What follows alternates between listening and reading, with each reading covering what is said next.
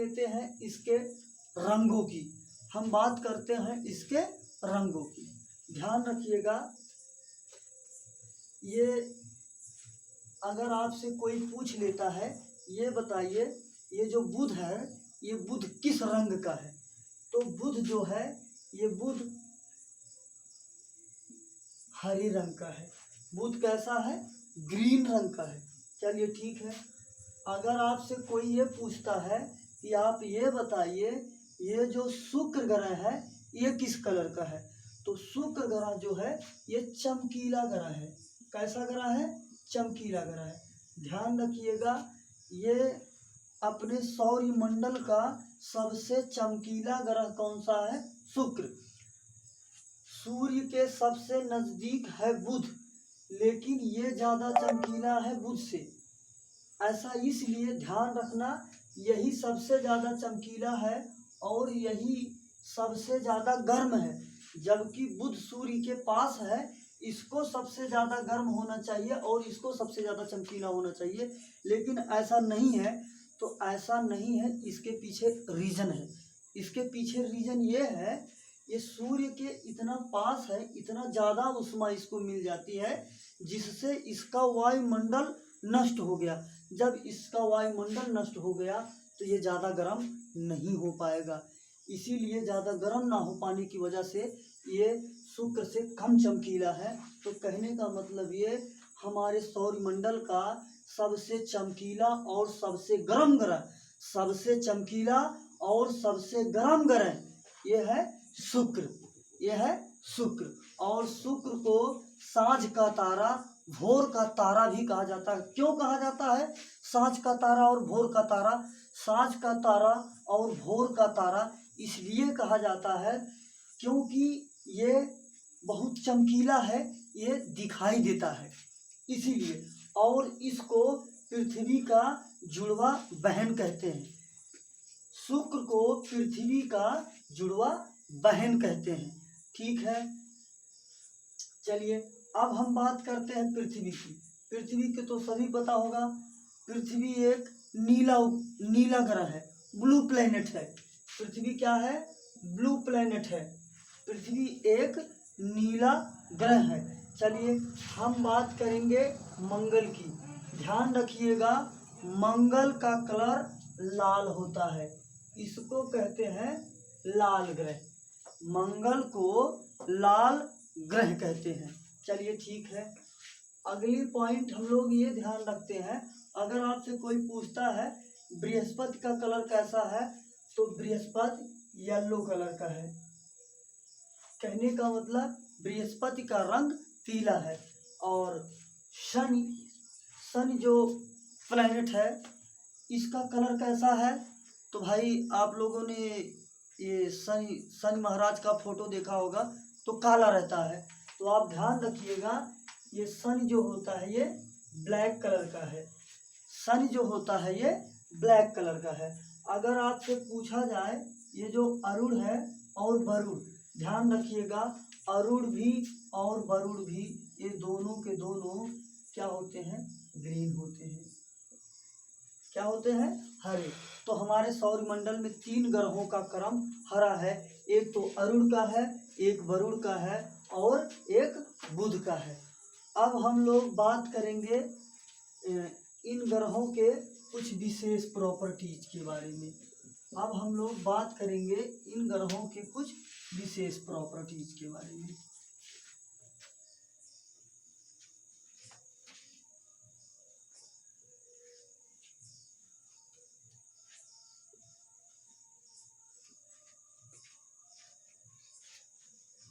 चलिए, अभी तक हम लोगों ने देखा कि सूर्य से बढ़ती हुई दूरी के क्रम में, सूर्य से बढ़ती हुई दूरी के क्रम में ग्रहों का क्रम। अब हम देखेंगे इनके आकार के हिसाब से, आकार मतलब इनके द्रव्यमान, वेट, इनके द्रव्यमान या आकार के हिसाब से कौन सा ग्रह बड़ा है, कौन सा ग्रह छोटा है। हम ग्रहों को अवरोही क्रम में सेट करेंगे। हम ग्रहों को अवरोही क्रम में सेट करेंगे। अवरोही क्रम का मतलब होता है घटते हुए क्रम, मतलब असेंडिंग ऑर्डर। चलिए हम सबसे मतलब कि अवरोही का मतलब ये होता है जो सबसे बड़ा होगा उससे फिर छोटा करते चले जाएंगे जहाँ तक छोटा बनेगा। चलिए तो हम लोग ये देखते हैं ग्रहों का क्रम आकार के अनुसार। तो हमारे सौरमंडल का सबसे बड़ा ग्रह है बृहस्पति। हमारे सौरमंडल का सबसे बड़ा ग्रह है बृहस्पति। बृहस्पति के बाद कौन सा ग्रह है भाई? बृहस्पति के बाद है शनि। शनि के बाद कौन सा है? शनि के बाद है अरुण। अरुण के बाद कौन सा है? वरुण। वरुण के बाद आपका आ जाएगा पृथ्वी। वरुण के बाद कौन आ जाएगा? पृथ्वी। पृथ्वी के बाद कौन सा आ जाएगा? पृथ्वी के बाद आ जाएगा, पृथ्वी की बहन कौन है? पृथ्वी की बहन है शुक्र।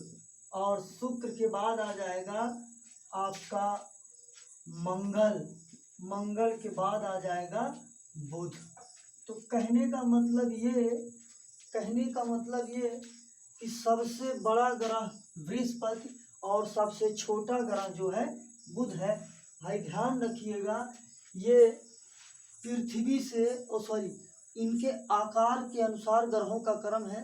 1 नंबर में ये पूछ लेता है।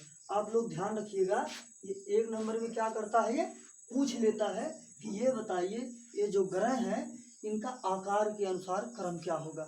चलिए अगला प्रश्न ये हम पूछते हैं कि पृथ्वी के अकॉर्डिंग ग्रहों का क्रम क्या होगा। मतलब पृथ्वी से दूरी के हिसाब से ग्रहों का क्रम क्या होगा, पृथ्वी के दूरी के हिसाब से। तो ठीक है, पृथ्वी की बहन कौन है? पृथ्वी की बहन है शुक्र। पृथ्वी की बहन है शुक्र। अच्छा, पृथ्वी की बहन है शुक्र, तो पृथ्वी की सबसे पास में कौन है? शुक्र। उसके बाद कौन है? मंगल। उसके बाद है मंगल। मंगल के बाद है बुध। बुध के बाद है बृहस्पति। बुध के बाद है बृहस्पति। और बृहस्पति के बाद है शनि।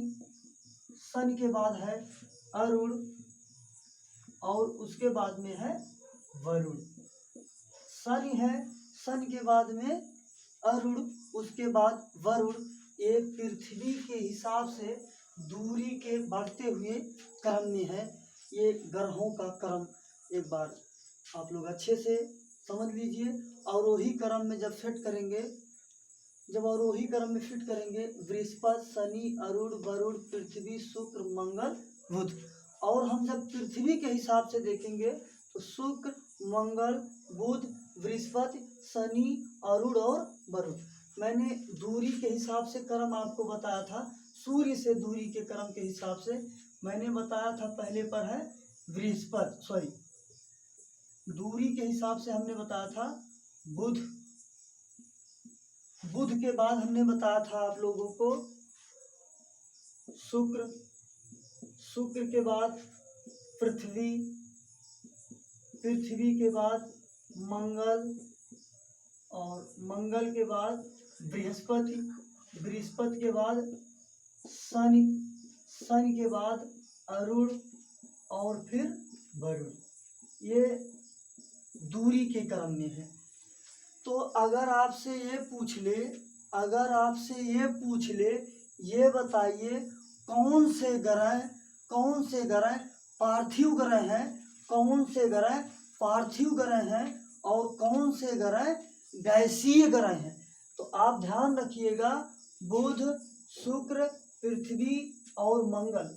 बुध, शुक्र, पृथ्वी और मंगल, इन 4 ग्रहों को पार्थिव ग्रह कहा जाता है। इन 4 ग्रहों को पार्थिव ग्रह कहा जाता है। और इन 4 ग्रहों को गैसीय ग्रह कहा जाता है। इन 4 ग्रहों को गैसीय ग्रह कहा जाता है। आप ध्यान रखिएगा, इन 4 ग्रहों को गैसीय ग्रह कहा जाता है।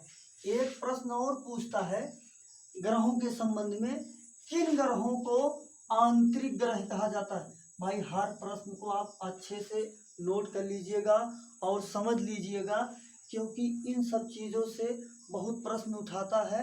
एक भी पॉइंट मिस्टेक करने पर ऑप्शन ऐसा चारों सेट किया जाता है कि आप थोड़ा सा भी ध्यान नहीं देंगे, आपका 1 नंबर लेकर चला जाएगा। और 1 नंबर लेकर चला जाएगा, आप रैंक में कितना नीचे आएंगे आप खुद समझ सकते हैं।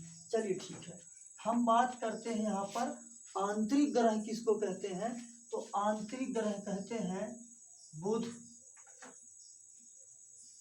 शुक्र, पृथ्वी और मंगल को। ये जो 4 ग्रह हैं, इन चारों ग्रहों को आंतरिक ग्रह कहा जाता है। चलिए ठीक है, अब हम लोग एक एक ग्रह के बारे में, उनकी जो प्रॉपर्टीज है, उनकी जो क्वालिटी है, अब हम उसके बारे में बात करेंगे। एक उठाएंगे और पूरा उसके बारे में बात करेंगे।